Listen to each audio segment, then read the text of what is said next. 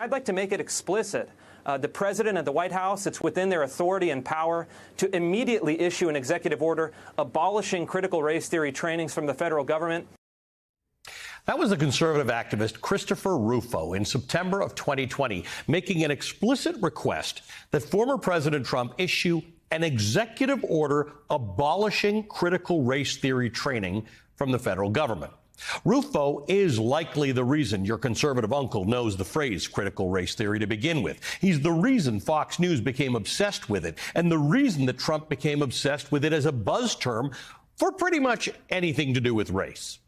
We know, thanks to reporting from the Washington Post, that when Rufo made his request, Trump was watching. Within a month, Trump issued an executive order demanding that no federal money be used for critical race theory.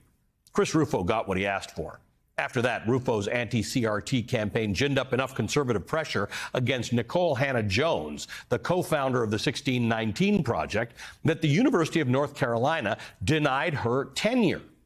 Jones had a Pulitzer Prize, a MacArthur Genius Grant, and support from the school's chancellor and faculty. But conservative pressure worked.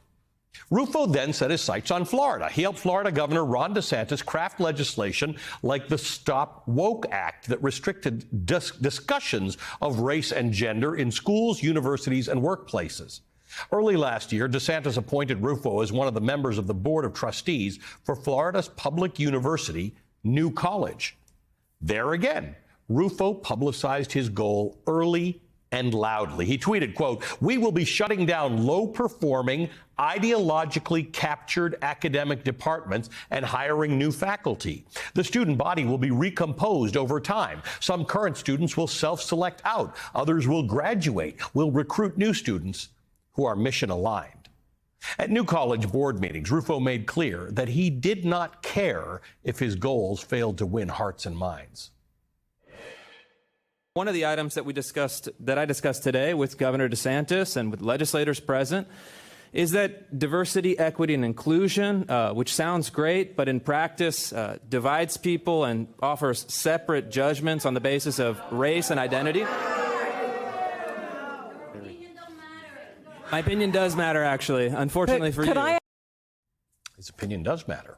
Within a month of that comment, Rufo's Board of Trustees had abolished the college's Diversity, Equity, and Inclusion Office. They then did things like axe the school's Gender Studies program and recruit professors more in line with their conservative mission. Since Rufo's board took over, more than a third of the former faculty have resigned, and about 125 students have chosen not to return. Rufo's plan worked. And now today, we are seeing the impact of Rufo's latest crusade. A crusade against the first black woman to serve as president of the oldest institution of higher education in the country, Harvard President Claudine Gay. Last month, Rufo tweeted, quote, "We launched the Claudine Gay plagiarism story from the right.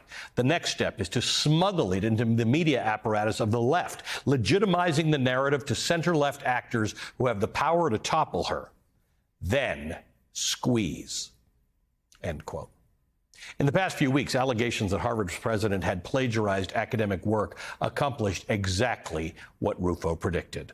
They went from Rufo's blog to the pages of conservative publications to mainstream publications like the New York Times. Now Harvard itself has investigated the allegations and found that they are, at worst, instances of inadequate citation. But they are not what the word plagiarism makes you think of. Gay was not stealing anyone's ideas, nor was she presenting other people's ideas as her own. Nevertheless, today, Claudine Gay resigned anyway. The story of Claudine Gay's resignation is about a lot of things. Was it easier for conservatives to push her out because she's a woman? Was it easier because she's black? Probably all of the above. But this is also a story of bad actors like Chris Rufo trying to bend academia toward their own ideological missions.